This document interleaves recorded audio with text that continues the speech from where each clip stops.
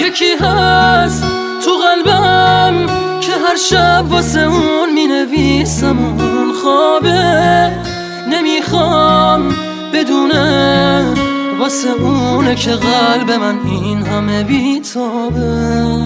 یه کاغذ یه خودکار دوباره شده همدم این دل دیوونه، یه نامه که خیسه پر از عشقه و کسی بازم اونو نمیخونه. یه روز همینجا توی اتاقم یه دفعه گفت داره میره، چیزی نگفتم آخه نخواستم دلشو غصه بگیره. گریه میکردم درو که میبست، میدونستم که میمیرم.